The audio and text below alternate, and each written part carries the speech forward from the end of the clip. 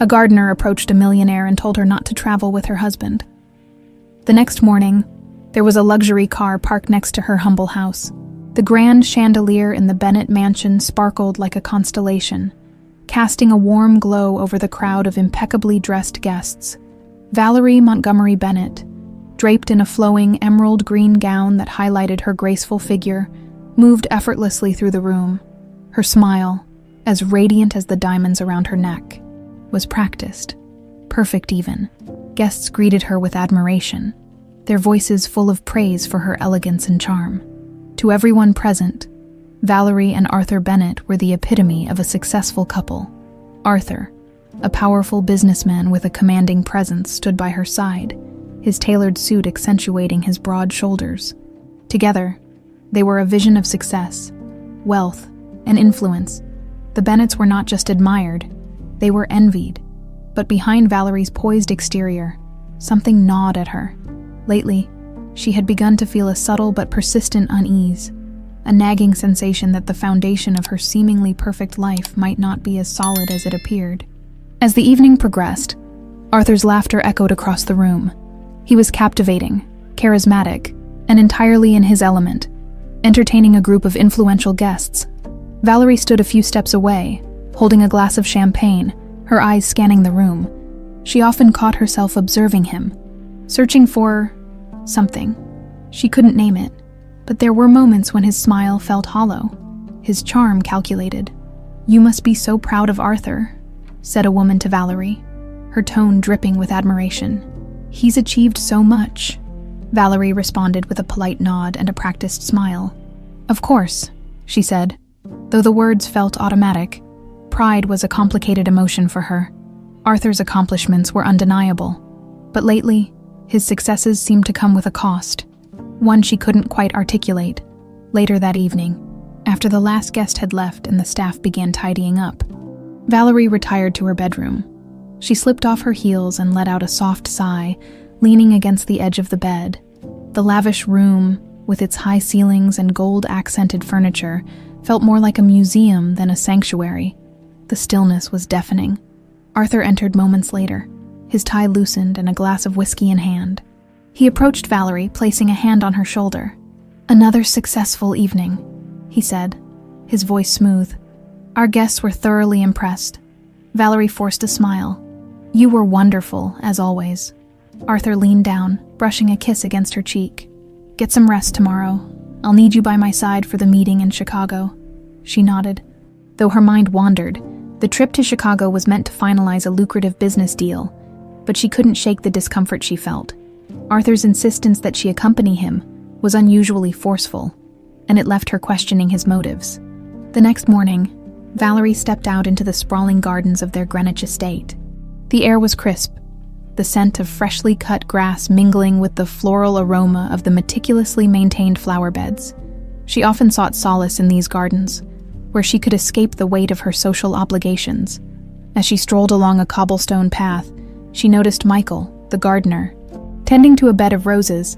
Michael was in his early 30s, with a quiet demeanor and a hard-working spirit. He had worked for the Bennetts for years, always keeping to himself. This morning, however, he seemed different, tense, almost anxious. When he saw Valerie, he hesitated before approaching her. "Mrs. Bennett," he began, his voice low and hesitant. Valerie tilted her head, curious. "Yes, Michael." He glanced around, ensuring they were alone. "I need to tell you something. It's important." Her brow furrowed. "What is it?" Michael took a deep breath, his hands trembling slightly. "Please, don't travel with your husband tomorrow, just trust me on this." Valerie blinked, taken aback. "What are you talking about?" "I can't explain everything right now," he said urgently, his voice barely above a whisper. "But something's not right. You need to trust me." She studied him, searching for any sign of deception. But all she saw was genuine concern and fear. "Michael, if there's something I need to know, you have to tell me." "I will," he promised. "Just don't go with him tomorrow, please." Valerie nodded slowly, unsure of what to make of the situation. As Michael returned to his work, she couldn't shake the unease his warning had planted in her. That evening, as she and Arthur sat down for dinner, he brought up the trip again. "It's important you come with me," he said, his tone firm. Valerie hesitated before responding. I'm feeling a bit under the weather. Perhaps I should stay behind. Arthur's gaze narrowed slightly, but he nodded. If you're certain, he said, his tone laced with subtle disappointment. As the night wore on, Valerie found herself lying awake, Michael's words echoing in her mind. Trust me, he had said. She wasn't sure if she could, but she also wasn't sure if she could trust Arthur. Valerie woke up to a dim, overcast sky casting long shadows across her bedroom. The usual peace of her mornings felt absent, replaced by the lingering unease from the previous night. She replayed Michael's words over and over. Don't travel with your husband tomorrow. Please. Trust me. She tried to brush it off as she got ready for the day, convincing herself it was paranoia. But the sincerity in Michael's voice had pierced through her, leaving her questioning everything. What could a gardener possibly know that would warrant such a warning? Downstairs, she found Arthur in the dining room, reading the Wall Street Journal as he sipped his coffee. His face was calm, composed, as if nothing in the world could rattle him. Good morning, he said, glancing up briefly before returning to his paper. Good morning, Valerie replied, sitting down across from him. As she stirred her tea, her gaze wandered to Arthur's hands. They were steady, confident, the hands of a man in control. But now, every gesture seemed calculated, every word laced with hidden meaning. I've been thinking, Arthur said suddenly, folding the newspaper neatly and setting it aside, about Chicago. I really believe it would be beneficial for you to come along. The clients appreciate your presence, and it always leaves a strong impression. Valerie looked up from her tea, her heart racing. She could hear the urgency behind his polite words. I'm not sure I'm feeling up to it, she said carefully. I've been a bit tired lately. Arthur tilted his head, studying her. Tired? You seemed perfectly fine last night. It's probably just the stress from all the social events, she replied with a small smile. I think a day of rest would do me good. He didn't respond immediately, but the sharpness in his eyes betrayed his thoughts. Of course, he said finally, though his tone was cool. Your health comes first. The conversation ended there, but Valerie could feel the tension thickening between them. Later that morning, Valerie decided to seek out Michael. She found him near the greenhouse, carefully pruning a row of hydrangeas. He looked up when he saw her approaching, his face tense. Michael, she began softly, I need you to explain yourself. Why did you warn me about the trip? What's going on? He hesitated, glancing around to make sure no one was listening. Mrs. Bennett, I can't tell you everything yet. It's not safe, for either of us. Valerie frowned. You've already said that much, but if I'm going to trust you, I need to know what's at stake. Michael put down his pruning shears, running a hand through his dark hair. I overheard a conversation, he admitted, between Mr. Bennett and another man. They were discussing plans. Something about you. It sounded serious, dangerous. What kind of plans? They didn't say everything outright, he said, his voice low. But from what I heard, the trip to Chicago isn't just about business. They were talking about using it as an opportunity to... He paused, struggling with the words. To get rid of you. Valerie's breath caught in her throat. That's ridiculous. Arthur would never... Please, Michael interrupted, his voice pleading. I know how it sounds, but I wouldn't be telling you this if I weren't sure. Something isn't right, and I didn't want to stay silent. Valerie stared at him, her mind reeling. Could it really be true? The man she had trusted, the man she had built her life with, plotting against her. You need to be careful, Michael continued. If he finds out I've spoken to you, he won't hesitate to silence me. Michael, Valerie began, but she didn't know how to finish the sentence. He shook his head. Just promise me you'll stay here. Don't let him convince you otherwise. That night, Valerie sat alone in her study, the fireplace crackling softly. In her lap was the ledger Arthur had given her months ago to review, just another piece of his empire, full of numbers and transactions she had never paid much attention to. But tonight, something felt different. Michael's warning had planted a seed of doubt, and for the first time, Valerie felt compelled to look deeper. She flipped through the pages, searching for anything unusual, and then she saw it. a series of transfers labeled as miscellaneous expenses. The amounts were staggering, far beyond what seemed reasonable. She traced the transactions back to a company name she didn't recognize. A quick search on her phone revealed that the company didn't exist. It was a shell corporation. Her stomach turned. Was this proof of Arthur's deceit? As she sat there, her mind racing, she heard footsteps approaching. She quickly closed the ledger and slipped it back into its place just as Arthur entered the room. "You're up late," he said, his tone casual. "I couldn't sleep," Valerie replied, forcing a smile. Arthur walked over to her, placing a hand on her shoulder. "I hope you'll reconsider coming to Chicago," he said. "It would mean a lot to me." "I'll think about it," she lied. Arthur smiled, but his eyes held a flicker of something darker, something she couldn't ignore. The morning sun streamed through the grand windows of the Bennett mansion, casting warm golden light across the marble floors. Valerie sat at the long dining table, her breakfast untouched. The steaming cup of coffee in front of her remained uninviting, its aroma unable to break through the storm of thoughts swirling in her mind. Arthur entered the room with his usual composed demeanor, his leather briefcase in hand and a freshly pressed suit, accentuating his commanding presence. He leaned down to kiss her cheek, but Valerie stiffened ever so slightly, a movement he seemed not to notice. "Good morning, darling," he said, pouring himself a cup of coffee. "Morning," she replied softly. Her voice strained. He sat across from her, casually flipping through his phone. "I've finalized the itinerary for Chicago," he began, his tone conversational but deliberate. "Our flight leaves tomorrow at noon. I've arranged for dinner with the investors at the Gold Leaf. It's important they see how strong we are as a team." Valerie hesitated, her hands gripping the edge of the table. Michael's warning echoed in her mind. "Don't let him convince you." "I've been thinking," she said, keeping her tone light. "Perhaps it's better if I stay behind this time." Arthur looked up from his phone, his brow furrowing. "Stay behind? Why would you do that?" "I haven't been feeling well," Valerie said, offering a faint smile. "I think I need a few days to rest." Arthur's jaw tightened, though his expression remained carefully neutral.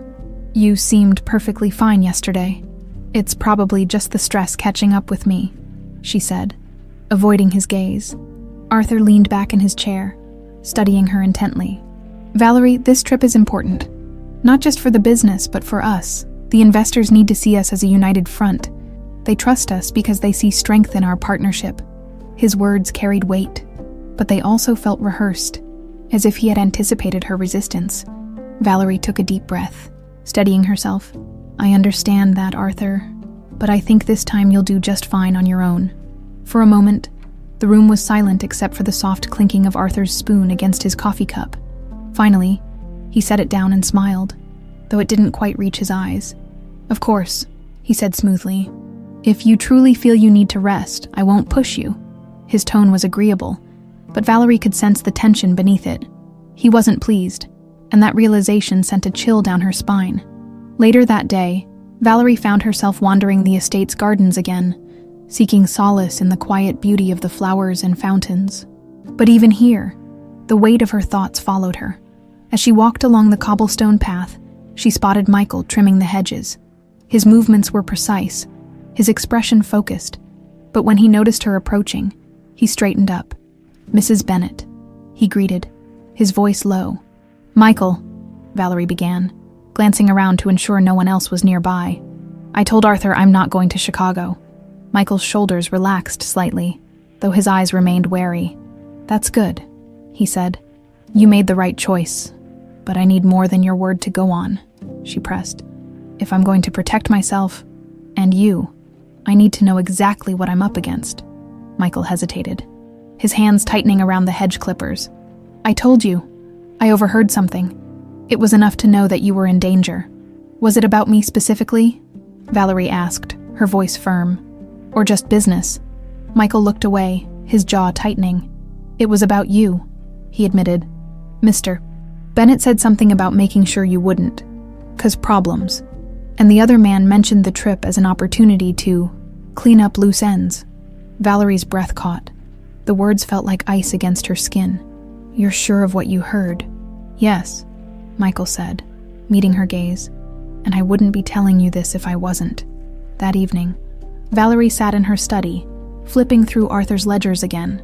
Her heart raced as she examined the numbers, her eyes scanning for inconsistencies. The shell company she had discovered earlier was only the tip of the iceberg. Page after page revealed transactions that didn't add up. Large sums of money funneled through unknown entities. All under vague descriptions, it was a trail of breadcrumbs, and she was beginning to see where it led. As she worked, the door to the study creaked open. Valerie looked up sharply, her heart skipping a beat. Arthur stood in the doorway, his expression calm but his eyes watchful. "Working late, I see," he said. Stepping inside, "I was just reviewing some of the accounts," she replied, closing the ledger casually, "making sure everything is in order." Arthur smiled, but there was an edge to it. "That's my wife, always so diligent." He walked over, his presence filling the room, and placed a hand on her shoulder. "I want you to know how much I appreciate everything you do for us," he said, his voice smooth. Valerie nodded, forcing a smile. "Thank you." Arthur lingered for a moment before stepping back. "Get some rest," he said. "We've got a big day tomorrow." As he left the room, Valerie exhaled shakily. She glanced down at the ledger, her mind racing. She was running out of time, and she knew it. The next morning was quiet, almost unnervingly so. Valerie sat by the large bay window in the sitting room, watching as the sunlight poured over the manicured lawn. Despite the beauty of the morning, her chest felt heavy, her thoughts clouded by the discoveries she'd made. Arthur had left early, mentioning last-minute preparations for the Chicago trip. His absence offered Valerie a brief sense of relief, but it was accompanied by an even greater urgency to act. She reached for her phone, dialing the number of her closest confidant, Emily Roth, a lawyer and one of the few people Valerie trusted. As the line rang, Valerie rehearsed what she would say, carefully avoiding the more dangerous truths she couldn't yet prove.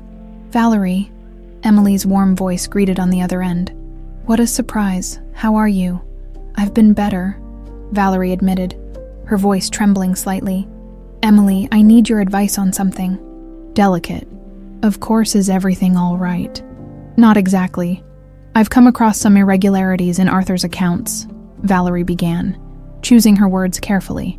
"It might be nothing, but I can't shake the feeling that something's wrong." "Send me what you've found," Emily said immediately. "I'll take a look. Thank you. I'll send it over as soon as I can." As Valerie ended the call, she felt a flicker of hope. Emily's expertise might help her uncover the truth, but she knew time wasn't on her side. That afternoon, Valerie decided to visit the guest house on the far edge of the property. Where Michael lived, she needed to talk to him again, to piece together more of the puzzle. As she approached, she noticed a sleek black car parked outside, a model she recognized instantly as one of Arthur's favorites. Her heart skipped a beat. What was it doing here?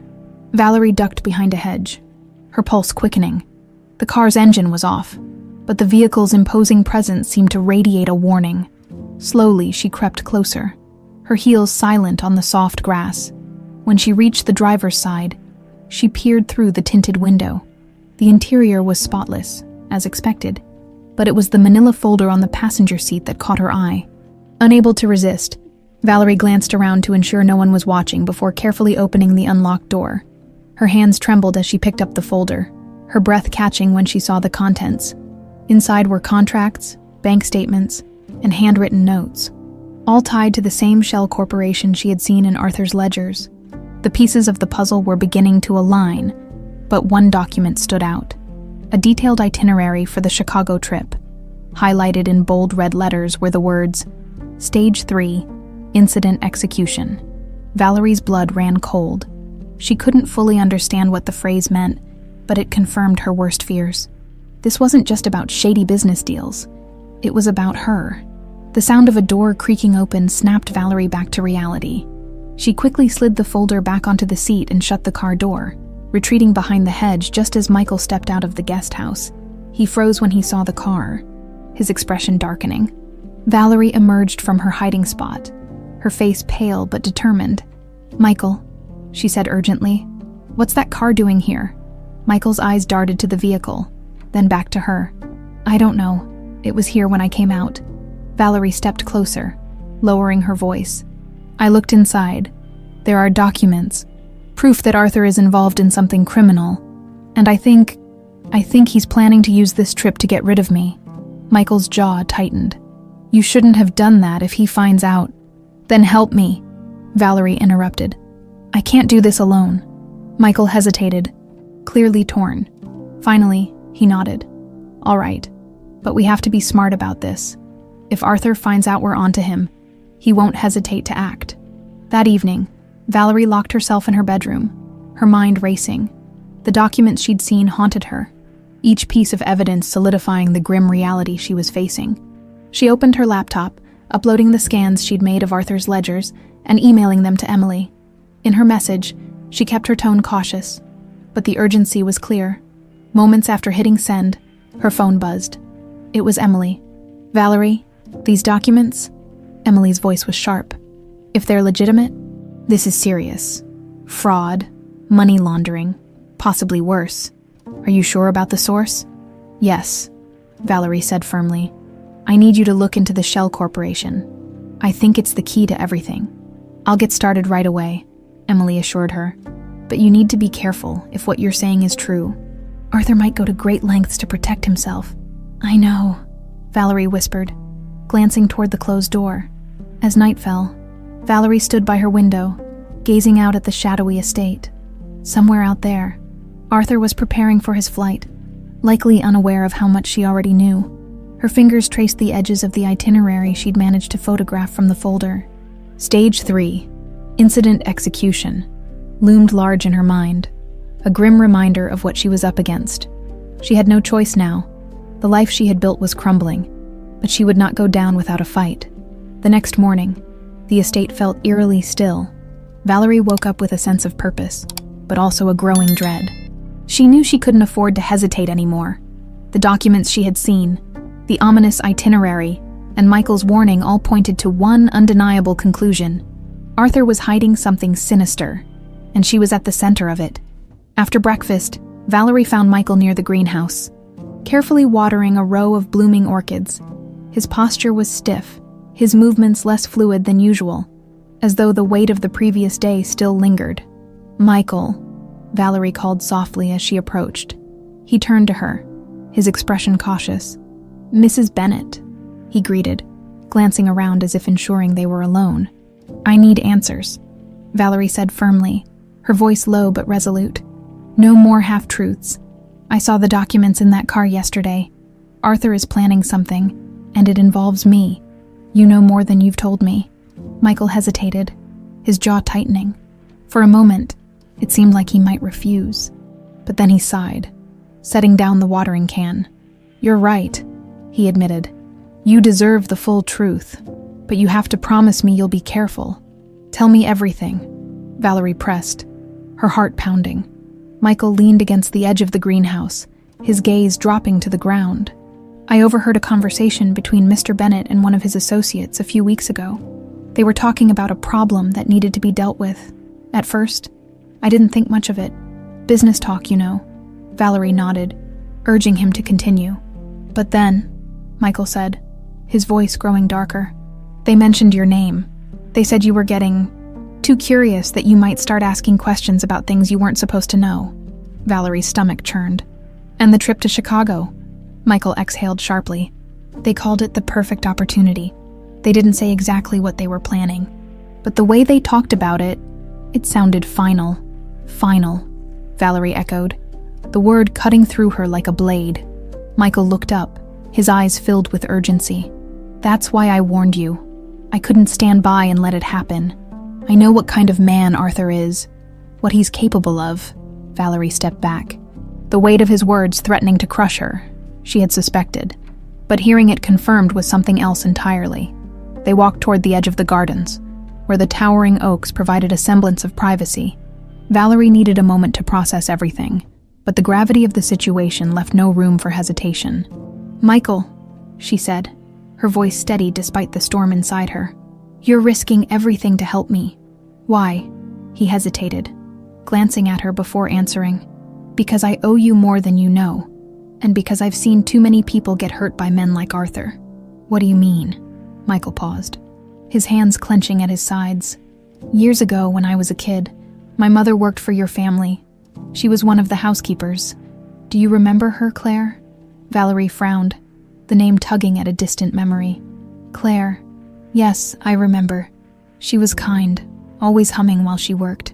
Michael nodded, a faint smile flickering across his face. "She loved working for your family. Until the day she was accused of stealing, someone planted jewelry in her room, and she was fired on the spot. No one believed her when she said she was innocent." Valerie's eyes widened. "I had no idea. I was just a kid," Michael continued, his voice tight with emotion. "But I remember how devastated she was. She passed away a few years later, and I promised myself I'd find a way to make things right." Valerie felt a pang of guilt. "Michael, if I had known—" "I'm not blaming you," he interrupted gently. "You were just a child then. But when I saw the kind of person you grew up to be, I knew I could trust you. That's why I took this job in the first place, to make sure your family's legacy wasn't tarnished by people like Arthur." The revelation left Valerie reeling. Michael's connection to her past added another layer of complexity to the situation, but it also strengthened her resolve. "We need a plan," she said, her voice firm.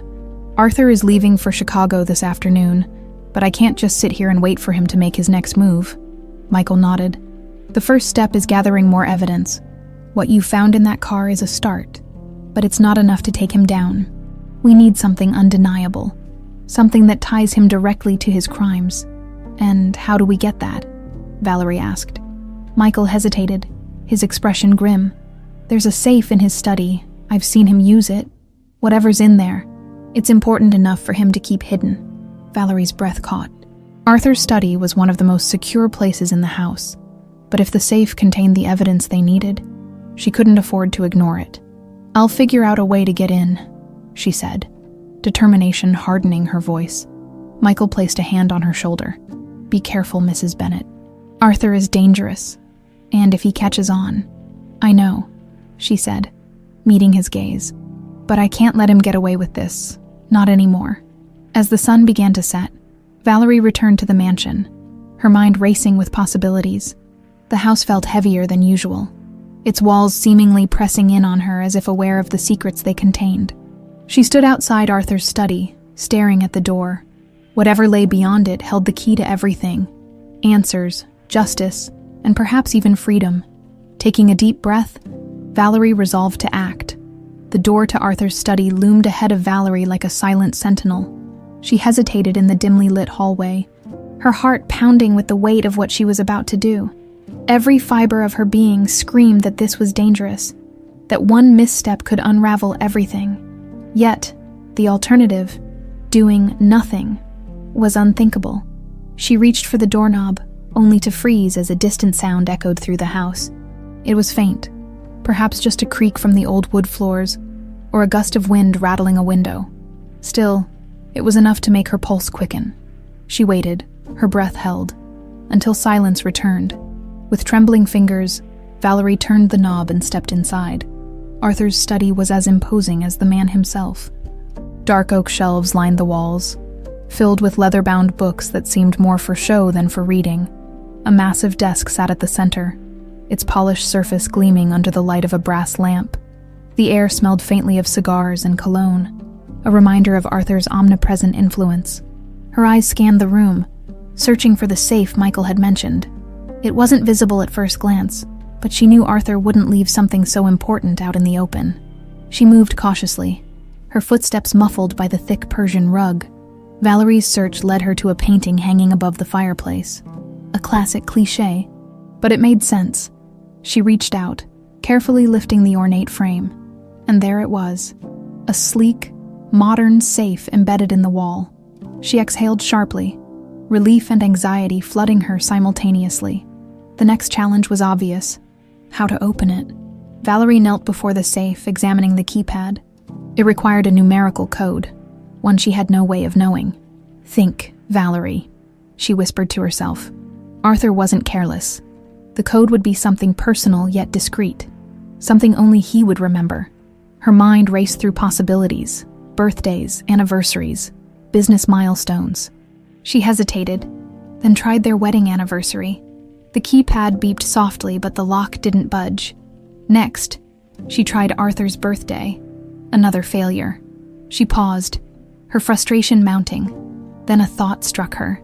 Arthur often boasted about the day he signed his first major business deal, claiming it was the beginning of his empire. She entered the date, 0926. A click. The safe door popped open, revealing a small collection of files, a black leather-bound journal, and several USB drives. Valerie's hands trembled as she pulled out the contents, quickly scanning through the files. What she saw confirmed her worst fears. The documents detailed a web of illegal activities, offshore accounts, fraudulent transactions, and payments to shadowy figures labeled as consultants. One file in particular caught her eye.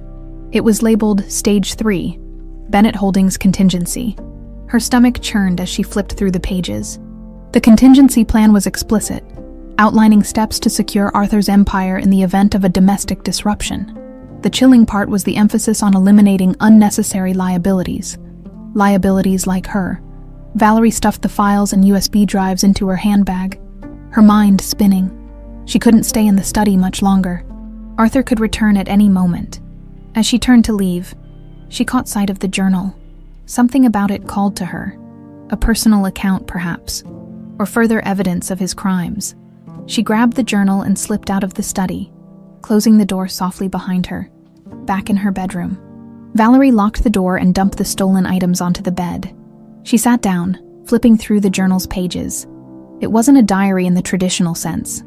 Arthur wasn't the type to record his emotions. Instead, it was a collection of notes, meeting summaries and strategies. One entry caught her attention immediately. Michael is becoming a problem. He's been too inquisitive lately. I've instructed Reed to monitor him closely. If he steps out of line, deal with him. Valerie's blood turned to ice. Michael wasn't just at risk for helping her. He was already on Arthur's radar. She picked up her phone, dialing Michael's number with shaky hands. It rang twice before he answered. "Mrs. Bennett," he said, his voice cautious. "Michael," she whispered, her voice trembling. "You're in danger. Arthur knows you've been asking questions." There was a pause on the line. "I figured as much," Michael said grimly. "That's why I've been careful." "No, you don't understand," Valerie pressed. "He's had someone watching you. I found proof in his journal. If he suspects you've helped me." Michael sighed heavily. "It's a risk I was willing to take." Valerie's throat tightened. "I won't let him hurt you, Michael. I owe you that much." The conversation left Valerie more determined than ever. She couldn't afford to wait. The evidence she had gathered needed to reach someone who could act on it. Someone who could bring Arthur down before it was too late. Her thoughts turned to Emily. Valerie reached for her phone again, crafting a message to her friend. "Emily, I have critical evidence against Arthur. I'll explain everything when I see you. Can we meet tomorrow?" Emily's reply came quickly. "Absolutely. I'll clear my schedule. Just tell me when and where." Valerie set the phone down, a glimmer of hope piercing through her fear. For the first time, she felt like she had a plan, a way to fight back against the man who had deceived her for so long. But as she prepared for the day ahead, she couldn't shake the nagging feeling that Arthur wouldn't let her slip away so easily. The sun dipped low in the sky, casting a golden hue over the Bennett estate.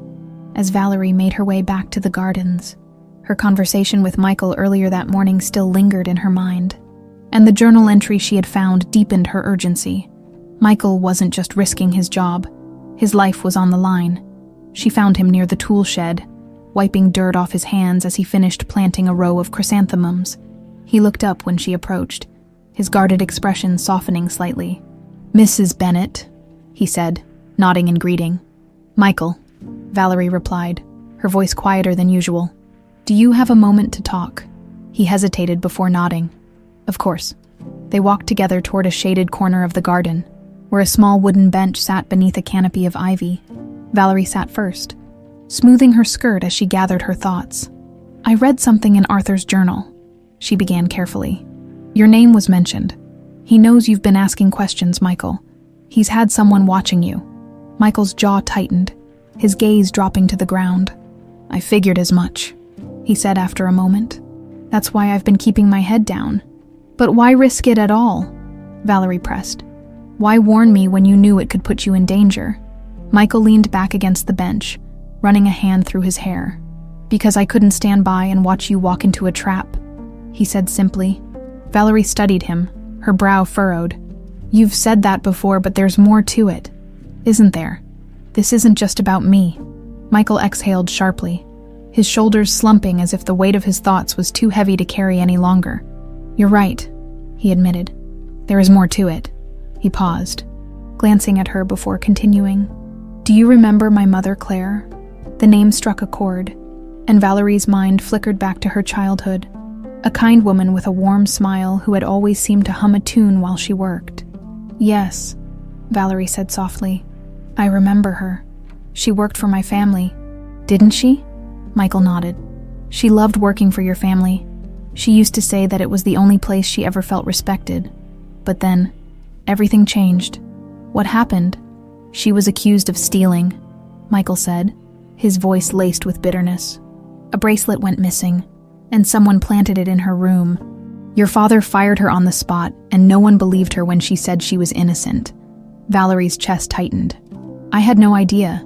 I was just a child then. But if I had known..." Michael shook his head. "It wasn't your fault. You were too young to understand what was happening. But for my mother, it was devastating. That job was everything to her. She never tried to come back," Valerie asked, her voice tinged with regret. "She wanted to," Michael said quietly, "but the humiliation was too much. She died a few years later. Heart failure, the doctors said. But I know it was the stress that killed her." Valerie reached out, placing a hand on his arm. "Michael, I'm so sorry. I never knew." He looked at her, his eyes filled with a mixture of pain and resolve. "That's why I came back here," he admitted. "Not just for a job, but to keep an eye on things. I didn't want anyone else to suffer the way my mother did." They sat in silence for a moment, the weight of his story hanging heavy between them. "When I saw how Arthur treated people," Michael continued, his voice low, "I knew he wasn't like your father. He's worse. Manipulative, ruthless, willing to do anything to protect his empire. And yet you stayed," Valerie said, her voice soft. "Because of you," Michael said simply. "I saw the kind of person you are, the way you treat people, the way you carry yourself.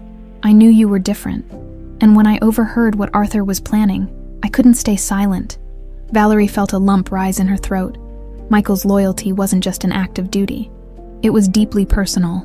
"Thank you," she said, her voice thick with emotion. Michael gave her a faint smile. "Don't thank me yet. We still have a lot to do." As the sun dipped below the horizon, casting long shadows across the garden, Valerie's determination solidified. "Michael," she said, her voice steady, "I'm going to bring Arthur down, but I can't do it without you." "You have my help," he replied without hesitation. "Whatever it takes." "We'll start with the evidence I found in the safe," Valerie continued. "Emily is already looking into the financials if we can tie Arthur directly to his crimes. He won't have anywhere to hide." Michael nodded. "But we need to be careful. He's already suspicious. And if he catches wind of what we're doing..." "He won't," Valerie said firmly. "We'll be smart about this." That night, Valerie sat in her study, reviewing the stolen documents for the 100th time. The evidence was damning, but it wasn't enough. They needed more. Something irrefutable that would force Arthur's hand. Her thoughts drifted to Michael's story, and she felt a renewed sense of guilt for the injustices her family had unknowingly allowed. But guilt wouldn't solve anything. Action would. As the clock ticked past midnight, Valerie made a silent promise to herself. She would expose Arthur, not just for her own sake, but for Michael's. For everyone who had been wronged by the man she had once called her husband. The next morning, Valerie woke to an overwhelming stillness in the house. The usual hum of activity felt subdued, as though the mansion itself had fallen into a tense silence. She pushed back the heavy covers and stood by the window, watching the estate come to life in slow, deliberate motions. Workers moved about the grounds, but something about their demeanor seemed different, calculated. Watching her, Valerie's chest tightened. Arthur was aware of something. Even if he didn't know the full extent of her actions, she couldn't afford to misstep. After breakfast, Arthur appeared in the sitting room, his expression unreadable as he approached Valerie. He was dressed impeccably, his tie a precise Windsor knot, but his gaze carried a weight that unsettled her. "You've been keeping to yourself lately," Arthur remarked, sitting across from her. "Is everything all right?" "Yes," Valerie replied, her voice calm but guarded. "Just taking some time to think." Arthur tilted his head, studying her. "You've been distant.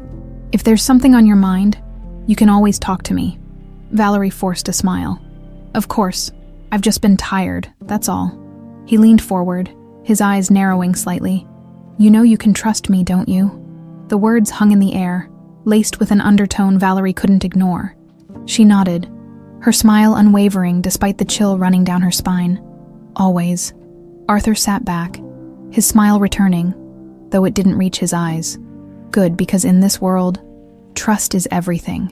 As Arthur left the room, Valerie's phone buzzed. It was a message from Emily. "Found something. Can we meet today? I'll come to you. Let me know what time works." Valerie typed back quickly. "Afternoon works. I'll send you the address. Be careful." She slipped the phone back into her pocket, her mind racing. Emily's findings could be the breakthrough they needed, but meeting her posed a risk. Arthur's watchful presence was growing more suffocating by the hour. That afternoon, Valerie decided to test the waters. She wandered through the estate, stopping occasionally to greet the staff. Her interactions were brief, but it was enough to confirm her suspicions. Arthur had people keeping an eye on her. She caught subtle glances, whispered exchanges, and even the deliberate pauses of workers who seemed to linger too long in her vicinity. By the time she reached the greenhouse, her unease had turned into frustration. Michael was inside, tending to a row of delicate orchids.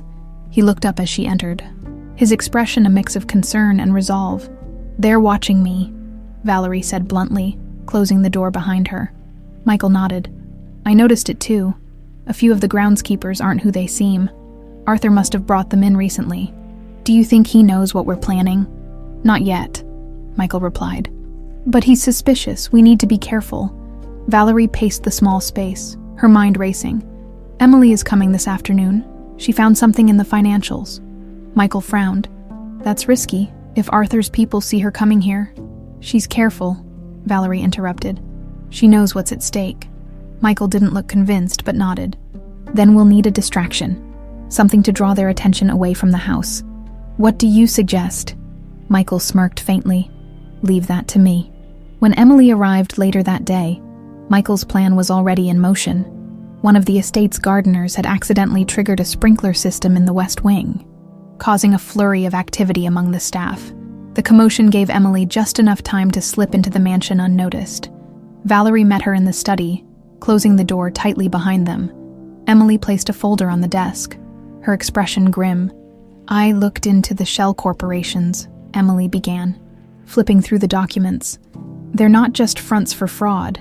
They're tied to offshore accounts that funnel money into entities connected to organized crime." Valerie's stomach churned. "Organized crime," Emily nodded. "And it gets worse. Some of the payments are marked as security services, but they're actually bribes to keep certain individuals quiet." "What kind of individuals?" Valerie asked, her voice trembling. Emily hesitated. "Witnesses, journalists, people who might have tried to expose Arthur." Valerie's hands gripped the edge of the desk. The magnitude of Arthur's deceit was almost too much to comprehend. "So, he's been silencing anyone who gets in his way?" "Yes," Emily confirmed. "And if these documents are legitimate, it's enough to launch a full-scale investigation." Valerie nodded, her resolve hardening. "Then we need to act quickly. The longer we wait, the more dangerous this becomes." As Emily left the study, Michael intercepted her near the side entrance. "You made it in without being seen?" he asked. "I think so," Emily replied, glancing over her shoulder. "But we need to move fast. Arthur's people are everywhere." Michael nodded. "I'll make sure she stays safe." Emily paused, studying him. "You care about her, don't you?" Michael didn't answer immediately. "She doesn't deserve any of this. None of us do." Emily gave him a small, understanding smile before slipping out into the fading daylight. That evening, Valerie sat by the window in her bedroom, watching the estate's lights flicker on one by one. The documents Emily had left sat on her desk, a damning collection of evidence that could destroy Arthur's empire. But the danger was growing. Arthur's web of control was tightening around her, and every move she made felt like walking a razor's edge. Michael's words echoed in her mind. We need to be careful. She knew he was right, but caution alone wouldn't save them. Action would. The following morning, the air around the estate felt heavy with tension. Valerie had barely slept, her mind consumed by the mounting risks. Arthur's calculated demeanor, the ever-watchful staff, and the damning evidence Emily had uncovered all painted a grim picture. She knew their window to act was shrinking.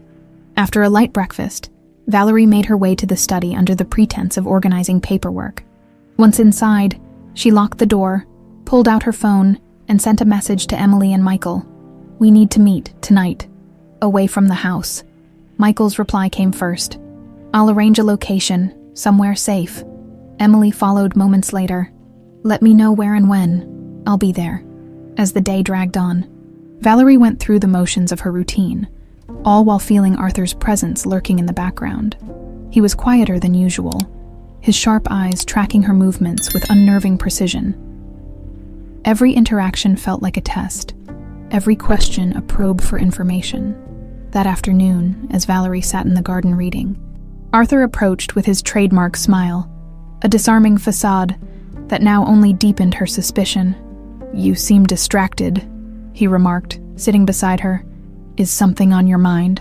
Valerie looked up, masking her unease with a soft laugh. Just tired, I suppose. I didn't sleep well. Arthur reached for her hand, his touch gentle but firm. If something's troubling you, you can tell me. You know that, don't you? Of course, Valerie replied, her voice steady despite the unease curling in her stomach. Arthur studied her for a moment longer before releasing her hand. Good. I wouldn't want anything coming between us. As he stood and walked away, Valerie exhaled shakily. His words felt less like reassurance and more like a warning. That evening, Michael sent Valerie a message with the meeting location, a small cafe on the outskirts of Greenwich, far enough from the estate to avoid suspicion. At precisely 8:30 p.m., Valerie slipped out of the house under the cover of darkness. Michael had arranged for a driver, one of the few people he trusted, to pick her up at a discreet side entrance. The car ride was tense, the silence punctuated only by the hum of the engine. Valerie clutched her handbag tightly, the weight of the documents inside reminding her of the stakes when they arrived at the cafe. Michael and Emily were already waiting in a secluded corner booth. Michael's face was set in a serious expression, while Emily looked as though she hadn't slept in days. Valerie slid into the booth, her voice hushed. Thank you for coming. Emily nodded, her eyes scanning the room. We don't have much time. What's our plan? Michael leaned forward, his tone low and deliberate. First, we need to ensure the documents are secure, Emily. Do you have a trusted contact who can analyze them further? Yes, Emily replied. I know someone who specializes in financial crimes. If we can get these to him, he'll know how to proceed. Good, Michael said. But we also need to think about our safety. Arthur's people are watching the house, and if he finds out what we're doing, he won't, Valerie interjected firmly. We'll stay ahead of him. The question is, how do we make this public without putting ourselves in danger? Emily hesitated. We'll need to time it perfectly. Once the evidence is verified, we can take it to the authorities, but we'll need to prepare for Arthur's retaliation. He won't go down quietly. Michael nodded. That's why we need to be careful about who we trust. Even the authorities can be compromised. Valerie's stomach churned at the thought. Then we need a backup plan, something that ensures this evidence sees the light of day, no matter what happens to us. The conversation stretched late into the night, each detail carefully planned and debated. Emily would take the documents to her contact the next day, while Valerie and Michael would work to divert Arthur's attention. They decided to use Arthur's growing paranoia to their advantage, planting subtle distractions that would keep him preoccupied. By the time they left the cafe, the tension in the air was palpable. Valerie felt a flicker of hope amidst her fear, but it was fragile. One misstep and everything could crumble. As Valerie stepped out of the car and onto the estate's grounds, she felt the weight of Arthur's empire pressing down on her. The house stood in eerie silence, its grand facade now a stark reminder of the man she was preparing to dismantle. She slipped inside quietly, moving through the darkened halls with practiced ease. When she reached her bedroom, She locked the door and sat on the edge of the bed, her mind racing. She thought of Michael, risking everything to protect her, of Emily, tirelessly working to untangle the web of Arthur's crimes, and of herself, a woman who had once believed in the facade of a perfect life, now standing on the precipice of its destruction. As she lay down, exhaustion finally taking hold, one thought echoed in her mind. This isn't over. Not yet. The following evening, the Bennett mansion was transformed into a spectacle of luxury and grandeur. Crystal chandeliers cast a golden glow over the opulent ballroom, their light reflecting off polished floors and gilded mirrors. Guests in designer gowns and tailored tuxedos filled the space, their laughter and conversation blending into a symphony of affluence. Valerie stood at the top of the grand staircase, her emerald green gown cascading elegantly around her. From afar, she looked every bit the composed and glamorous hostess, but inside, her nerves were fraying. Tonight wasn't just another social event, it was a performance, and the stakes were higher than ever. Arthur appeared beside her, his hand resting lightly on the small of her back. He wore a confident smile, the kind that charmed everyone in the room, but now only deepened Valerie's distrust. "You look stunning," he murmured, his voice smooth. "Thank you," she replied, forcing a smile. As they descended the staircase together, all eyes turned toward them. Arthur leaned in, his tone low but pointed. "Tonight is important, Valerie. I need you to be your best." "Of course," she replied, her voice steady, despite the knot tightening in her stomach. The evening unfolded like clockwork. Arthur moved through the crowd with practiced ease, shaking hands and exchanging pleasantries with business magnates and influential figures. Valerie played her part, offering warm smiles and charming conversation, all while keeping her mind focused on the plan. Michael had assured her earlier that everything was in place. He had positioned himself among the catering staff, blending seamlessly into the background. His role tonight was critical, to monitor the movements of Arthur's people and ensure Valerie had the space she needed to act. As Valerie greeted a group of guests near the bar, she caught sight of Michael across the room. He gave her a subtle nod, a silent confirmation that all was proceeding as planned. Later in the evening, Arthur approached Valerie, a glass of champagne in hand. "Senator Clark is here," he said, gesturing toward an older man surrounded by a small group. "It's crucial that we make a good impression." Valerie followed his gaze, her heart sinking. Senator Clark was known for his connections to high-level investigations, a man whose favor Arthur clearly sought to secure. "Of course," Valerie replied, her voice calm. They made their way to the senator, Arthur slipping effortlessly into a conversation about business and politics. Valerie played her role perfectly, laughing at the right moments and offering thoughtful remarks. But her mind remained elsewhere, calculating the exact moment she could slip away unnoticed. As the night wore on, Valerie excused herself under the guise of freshening up. She moved through the ballroom with measured grace, careful not to draw attention. When she reached the hallway leading to Arthur's private office, her steps quickened. Michael was already there, standing guard near the door. "Everything's clear," he said in a low voice. Valerie nodded, her pulse quickening as she pushed open the door and slipped inside. The room was dark, the only light coming from the faint glow of the city skyline visible through the windows. She moved quickly to the desk, pulling open the drawer where she had seen Arthur place a set of keys earlier that week. Her fingers closed around the cold metal, and she turned toward the locked filing cabinet in the corner. Michael had assured her this was where Arthur kept his most sensitive documents, files too incriminating to risk digitizing. The lock clicked open, and Valerie began rifling through the contents. Her breath caught as she pulled out folders filled with contracts, bank statements, and handwritten notes. It was all there: proof of bribes, offshore accounts, and connections to organized crime. As she worked, a faint noise outside the door made her freeze. Voices, low and muffled but approaching. She glanced at Michael, who was already moving to intercept. Stepping out into the hallway, Michael came face to face with two of Arthur's men. They regarded him suspiciously, their eyes narrowing. "What are you doing here?" one of them asked. "Cleaning up," Michael replied smoothly. Holding up a tray of empty glasses he had taken from the kitchen, the men exchanged a glance before one of them muttered, "Stay out of the private areas." Michael nodded, his expression calm as they walked away. Once they were out of sight, he slipped back into the office. "We need to move," he whispered. "Now," Valerie nodded, carefully gathering the documents into her bag as they exited the office. Her heart pounded in her chest. The risk they were taking was monumental, but the evidence in her possession could finally bring Arthur down. Back in the ballroom, the gala continued in full swing. Valerie rejoined the crowd, slipping effortlessly back into her role as hostess. Across the room, she caught sight of Arthur laughing with a group of executives. Completely unaware of the storm brewing beneath his feet, Michael returned to his post among the staff, his expression unreadable but his posture tense. As Valerie moved through the crowd, she felt the weight of her actions pressing down on her. The documents in her bag were more than just paper. They were a lifeline, a chance to escape the shadow of Arthur's control. But as the night drew to a close, she couldn't shake the feeling that the game they were playing was far from over. The morning after the gala, the Bennett mansion was unusually quiet. Valerie sat in her bedroom. The documents she had stolen from Arthur's office spread out across the bed. Each page was another piece of the puzzle, a damning testament to the man her husband truly was.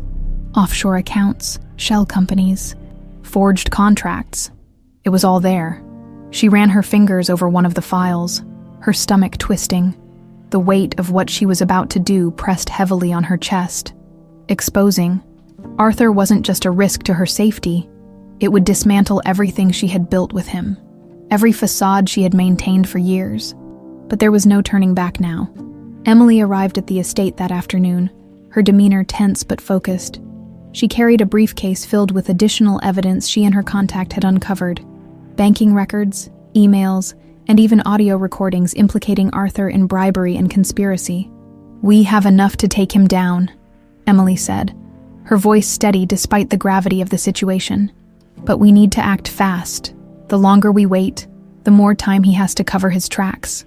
Valerie nodded, her hands trembling slightly as she packed the documents into a larger folder. "Tonight," she said firmly. "We'll confront him tonight." Michael, standing near the door, crossed his arms. "Are you sure about this? Arthur's not the type to go down without a fight." "I know," Valerie replied, meeting his gaze. "But this is the only way. If we do this publicly, he won't have a chance to silence us." That evening, Arthur hosted a smaller gathering at the mansion, a private dinner for a select group of investors and political allies. Valerie had initially resisted attending, but now she saw it as an opportunity. The dining room was lavishly set, the long table adorned with silver candlesticks and fine china. Guests chatted amiably, their laughter filling the space as Arthur worked the room with his usual charm.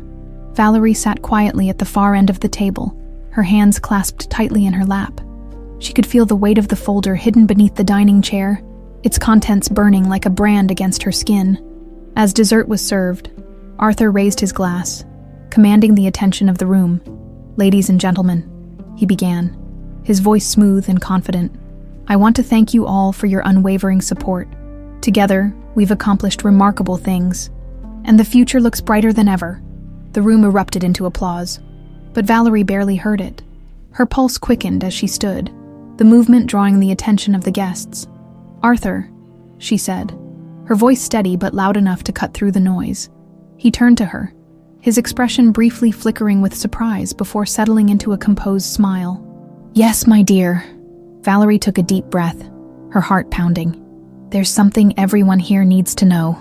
The room fell silent as Valerie stepped forward, the folder clutched tightly in her hands. She could feel the weight of every gaze, the anticipation crackling like static in the air. "Arthur has built an empire on lies," she said, her voice ringing out clear and strong. "For years, he's been using fraudulent companies to funnel money into offshore accounts, bribing officials, and silencing anyone who stood in his way." Gasps erupted around the table, and Arthur's smile froze, his eyes narrowing.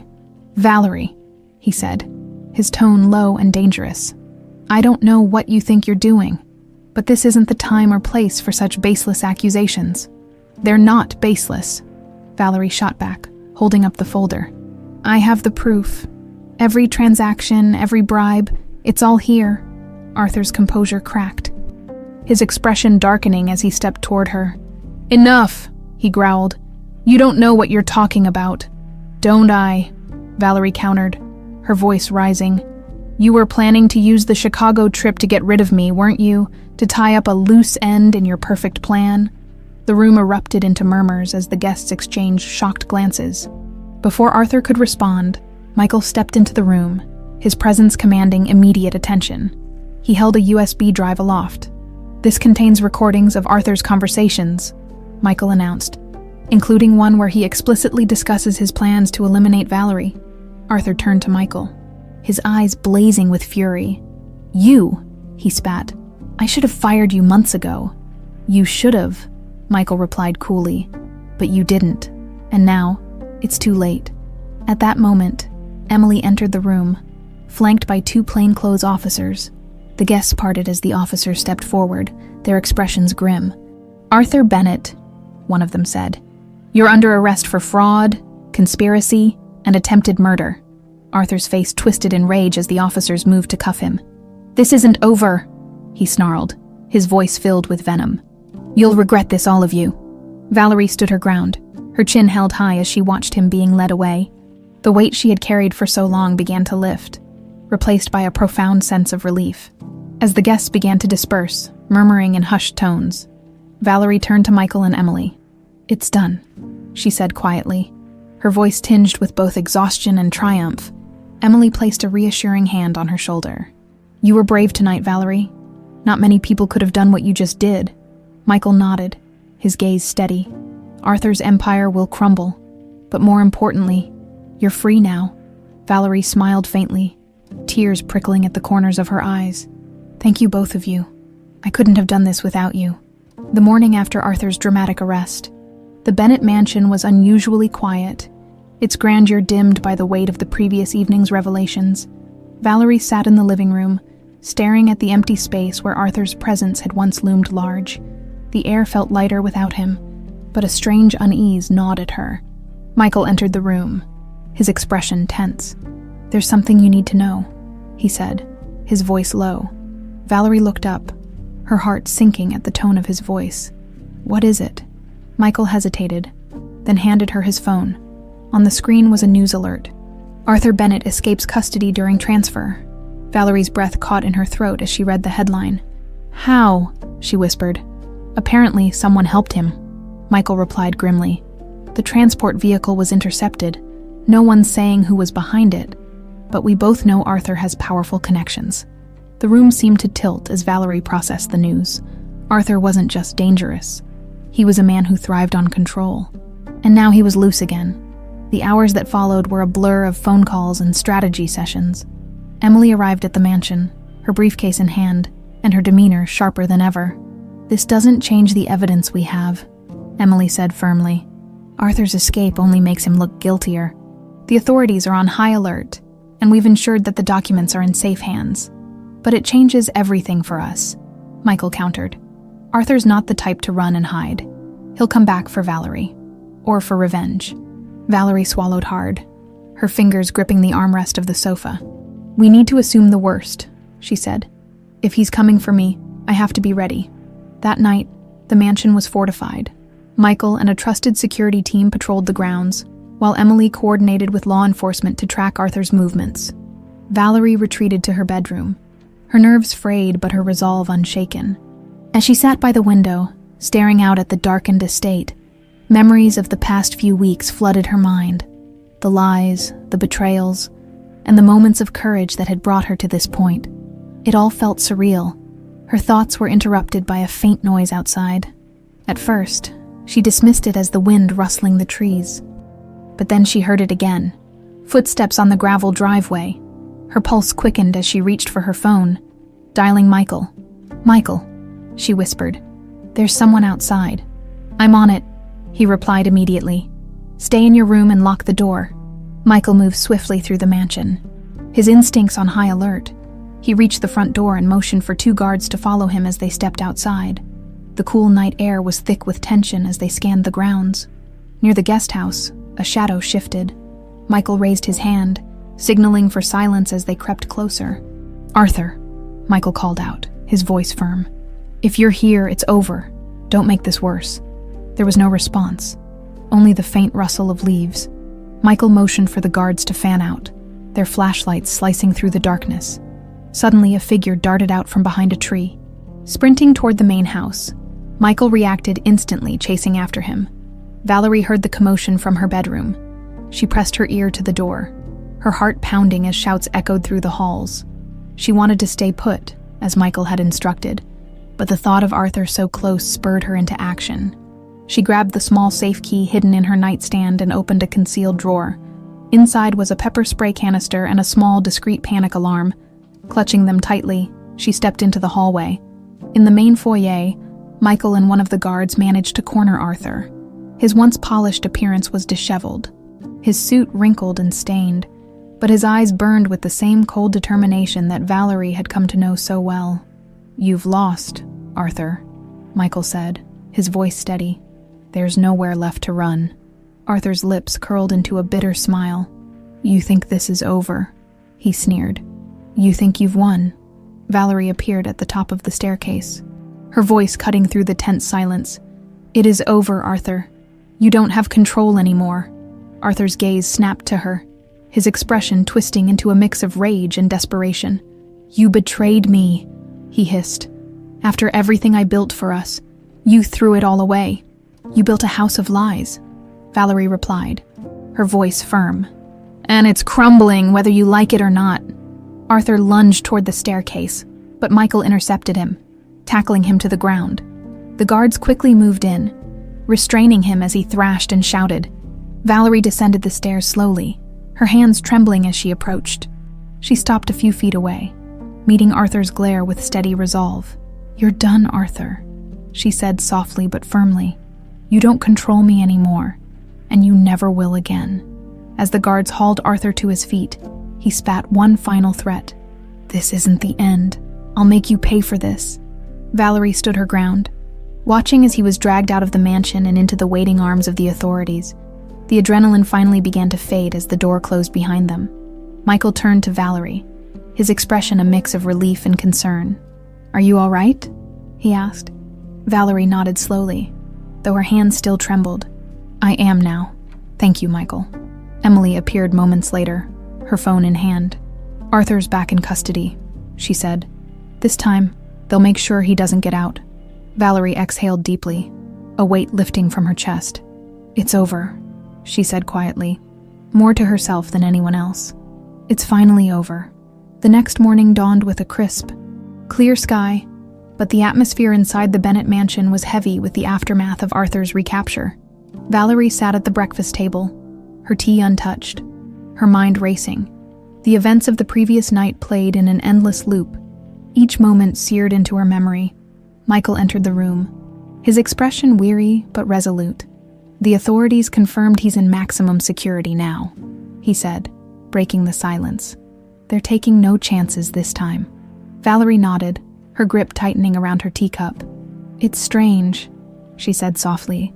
"I should feel relieved, but instead I just feel empty."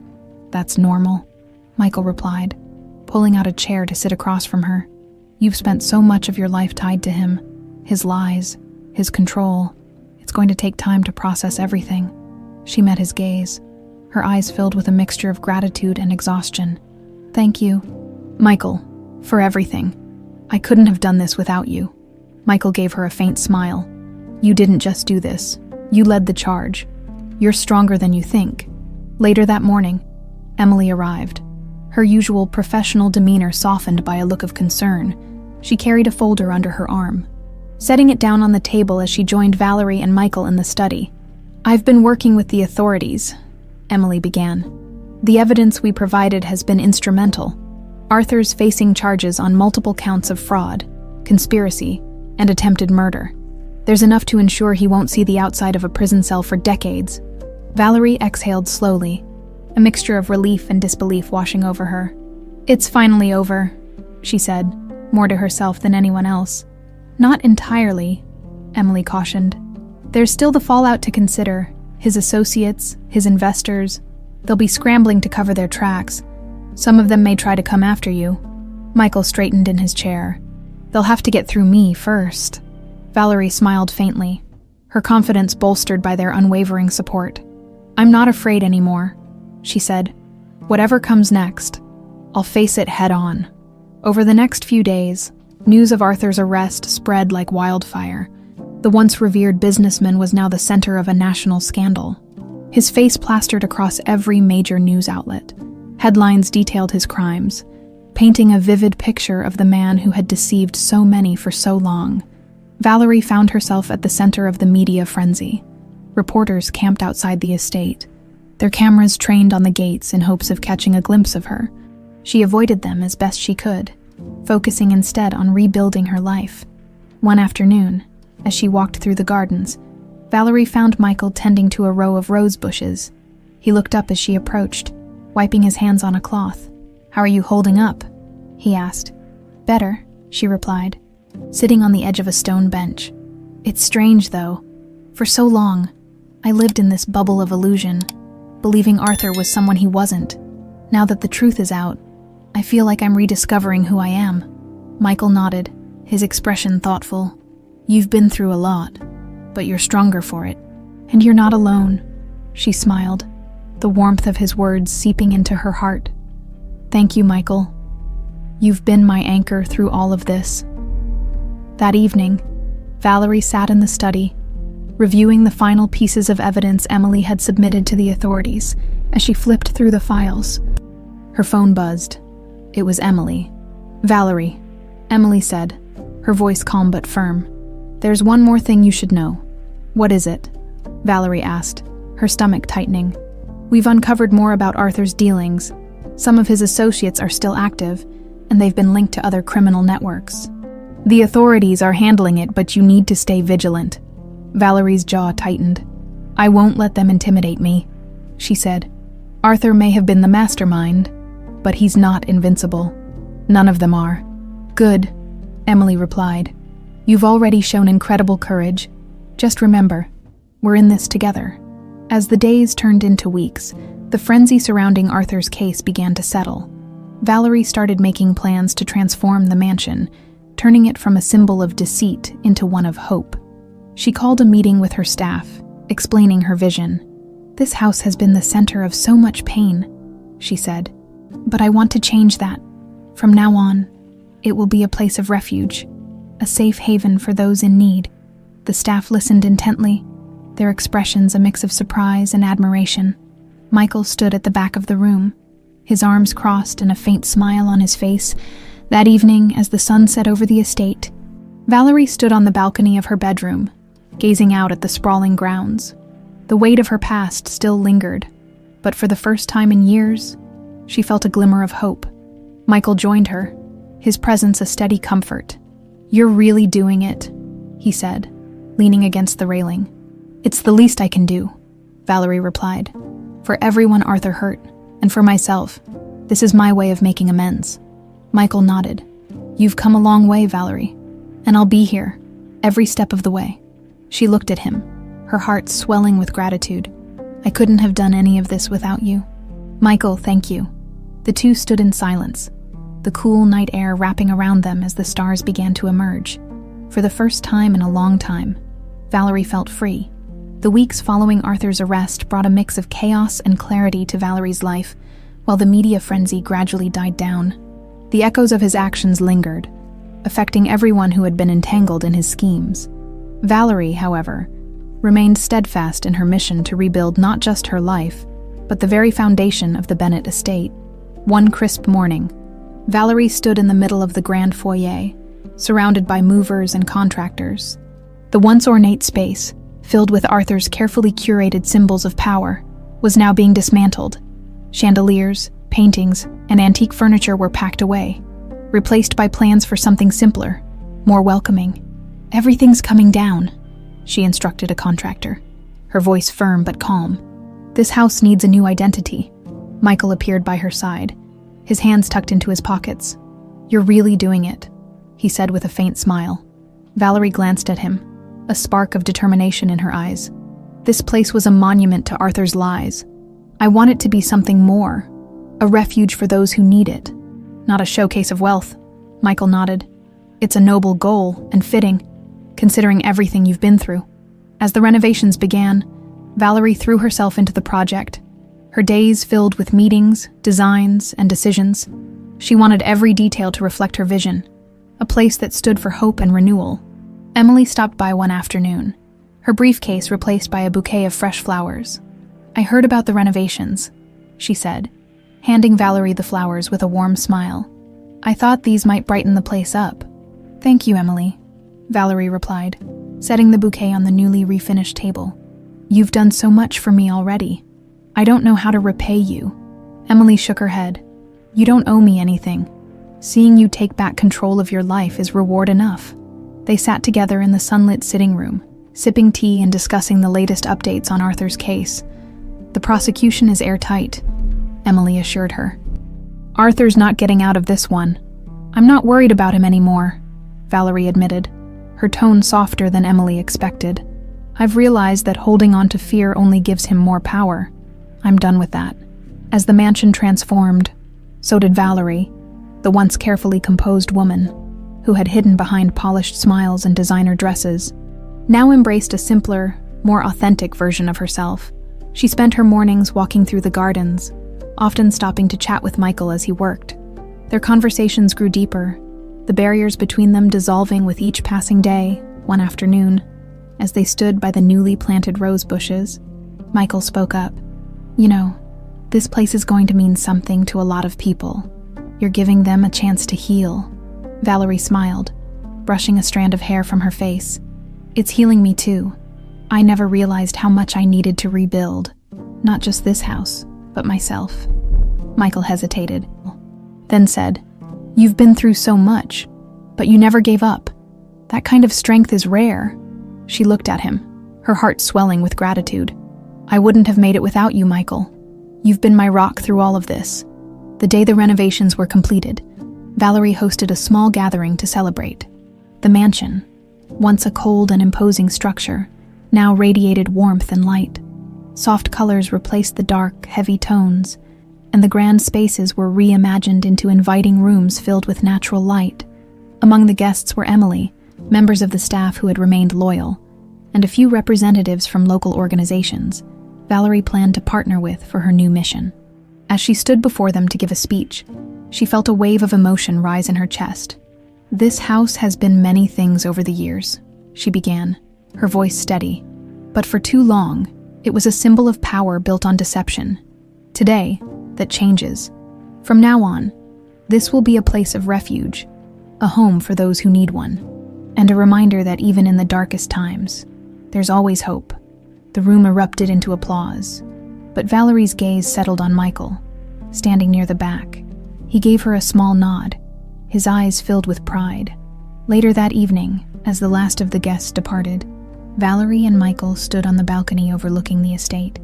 The air was cool and fresh, carrying the scent of the newly bloomed flowers in the garden below. "You did it," Michael said, leaning against the railing. "You turned this place into something incredible." Valerie smiled, her eyes scanning the grounds. "We did it," she corrected. "I couldn't have done this without you."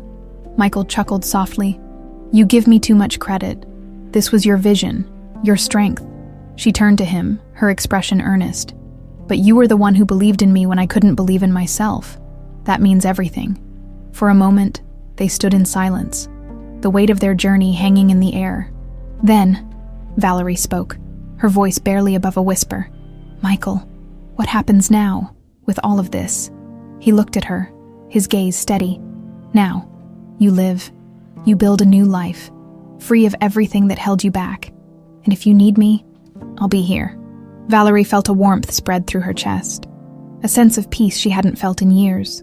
"Thank you," she said, her voice soft but full of meaning. As the stars began to dot the night sky, Valerie and Michael stood together, looking out at the future they had fought so hard to create.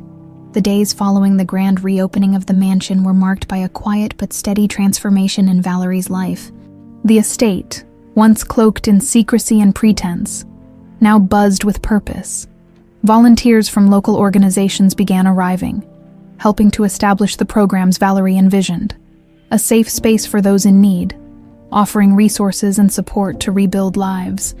Each day brought new challenges, but Valerie faced them head-on, her determination unwavering. She had spent too long hiding behind the facade of perfection. Now, she was ready to embrace authenticity, even if it meant confronting uncomfortable truths. One morning, as Valerie walked through the gardens, she noticed Emily waiting by the fountain, her usual polished demeanor replaced with a rare softness. Valerie approached, a curious smile playing on her lips. "Emily," Valerie greeted. "I didn't know you were stopping by today." "I thought I'd surprise you," Emily replied, holding up a folder. "I have some updates on Arthur's case." Valerie's smile faltered, but she nodded, gesturing for Emily to sit on a nearby bench. "The prosecution is moving forward," Emily began, flipping through the papers. "With the evidence we've provided, Arthur's defense doesn't stand a chance. The trial will be quick." Valerie exhaled slowly. "That's good. The sooner it's over, the better." Emily hesitated, her gaze lingering on Valerie. "How are you holding up, really?" Valerie looked down, her fingers tracing the edge of the bench. "It's strange. I thought I'd feel free once Arthur was out of my life, and in many ways I do. But there's still this weight. The damage he caused doesn't just disappear overnight." Emily reached out, placing a reassuring hand on Valerie's. "Healing takes time, Valerie. You've come so far already. Don't forget to give yourself credit for that." Valerie smiled faintly. "Thanks, Emily, for everything. I couldn't have done this without you." Later that day, Valerie met Michael by the greenhouse. He was repairing one of the irrigation lines. His shirt sleeves rolled up and his hands covered in dirt. He looked up as she approached, a smile breaking across his face. "Hard at work, I see," Valerie teased. "Always," Michael replied, wiping his hands on a cloth. "What brings you out here?" "I wanted to talk," Valerie said, her tone more serious. Michael straightened, his expression attentive. "What's on your mind?" Valerie hesitated, choosing her words carefully. "I've been thinking a lot about trust, how easy it is to lose, and how hard it is to rebuild." Michael nodded slowly. "It's not easy, especially after everything you've been through. You've been one of the few constants in all of this," Valerie continued, her voice soft. "You believed in me when I didn't believe in myself, and that's something I'll never take for granted." Michael looked at her, his gaze steady. "You've earned that trust, Valerie, and if you ever doubt yourself, just remember how far you've come. You're stronger than you know." That evening, Valerie sat in her study, poring over plans for the estate's new programs. She had decided to focus on initiatives that supported women in rebuilding their lives, offering counseling, job training, and a safe space to start over. Her phone buzzed with a text from Emily. "I've connected you with a foundation that can provide additional funding. They're excited to partner with you." Valerie smiled, feeling a surge of hope. For the first time in years, she felt like she was making a real difference, not just for herself, but for others. As the night deepened, Valerie wandered to the balcony, the cool breeze brushing against her skin. She gazed out at the estate, the soft glow of the newly installed lights illuminating the gardens below. Michael joined her a few moments later, a cup of tea in his hand. "Couldn't sleep?" he asked, offering her the cup. "Not yet," Valerie admitted, taking the tea with a grateful smile. "There's too much on my mind." Michael leaned against the railing, his gaze thoughtful. "You've turned this place into something incredible, Valerie. It's not just a house anymore. It's a home for so many people who need one." Valerie looked at him, her heart swelling with gratitude. "I couldn't have done it without you, Michael. You've been my anchor through all of this." He chuckled softly. "I think you give me too much credit." "No," Valerie said firmly, her voice steady. "You've been my partner in this, in every sense of the word, and I want you to know how much that means to me." Michael's eyes softened, and for a moment, the weight of everything they had endured seemed to fade as the stars began to dot the night sky. Valerie felt a sense of peace settling over her. The mansion was no longer a prison of lies and deceit. It was a symbol of resilience, hope, and new beginnings, and for the first time in a long time, she felt ready to face whatever the future held. The dawn broke softly over the Bennett estate, casting warm hues of gold and pink across the sky. Valerie stood by her bedroom window, the sunlight spilling onto her face. For the first time in years, she felt truly present, as though the weight of her past no longer loomed over her. The mansion, once a hollow monument to Arthur's deceit, now pulsed with life and purpose. The halls echoed with laughter and conversation, the sounds of hope replacing the silence that had once suffocated them. Valerie spent her morning walking through the newly renovated East Wing, where the first group of women had begun settling into their rooms. She stopped to greet a young mother with her toddler, their smiles bright, despite the hardships they had endured. "Thank you for giving us a chance," the woman said, her voice trembling with emotion. Valerie placed a hand on her shoulder, her own eyes glistening. "You don't have to thank me. This is your home now." Later that day, Valerie met Emily and Michael in the study. Emily had brought a final update on Arthur's case, her demeanor calm but triumphant. "The trial is set," Emily announced, placing a stack of papers on the desk. "With the evidence we've submitted, the prosecution is confident they'll secure a conviction. Arthur won't be able to manipulate his way out of this one." Valerie nodded, her expression steady. "Good. It's time he answers for everything he's done." Michael leaned back in his chair, his arms crossed. "What about his associates? Are they being investigated too?" Emily smiled faintly. "The authorities are working on it.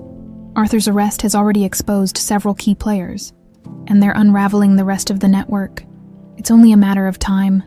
Valerie exhaled, a sense of closure settling over her.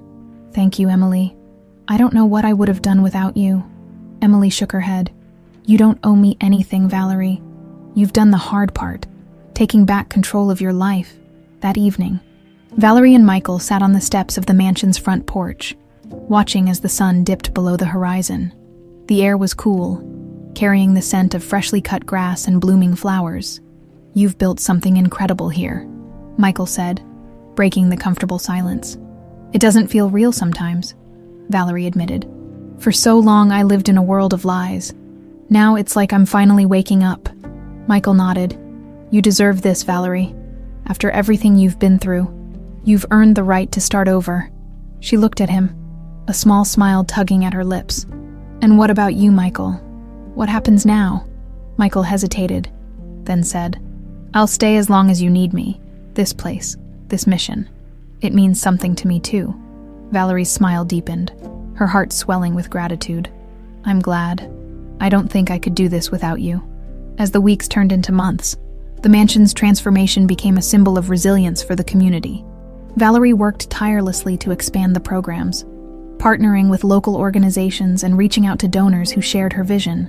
Michael remained by her side, his quiet strength a constant source of support. Together, they navigated the challenges that came with building something new, their partnership growing stronger with each passing day. One afternoon, as they walked through the gardens, Michael stopped suddenly, turning to Valerie. "You've changed so much," he said, his voice filled with admiration. "The woman you've become. It's inspiring." Valerie met his gaze, her heart full. "I've had good people by my side, you, Emily. I couldn't have done any of this alone." Michael smiled, his eyes softening. "You're stronger than you think, Valerie. Don't forget that." The day the first group of women graduated from the estate's programs was a milestone Valerie would never forget. She stood on the newly built stage in the courtyard, addressing the gathered crowd. "Today, we celebrate not just new beginnings, but the strength and courage it takes to start over," she said, her voice steady and clear. "This house was once a place of lies and control. Now, it stands as a testament to hope, resilience, and the power of community." The audience erupted into applause, and Valerie felt a swell of pride. She looked out at the faces before her, women who had endured so much yet emerged stronger, children who now had a safe place to call home, and the team that had made it all possible. Among them was Michael, standing near the back, his arms crossed and a faint smile on his face. Their eyes met, and in that moment, Valerie felt a profound sense of peace as the celebration wound down. Valerie and Michael stood together near the edge of the garden, the setting sun casting a warm glow over the estate. "What's next for you?" Michael asked, his tone light but curious. Valerie took a deep breath, her gaze sweeping over the grounds.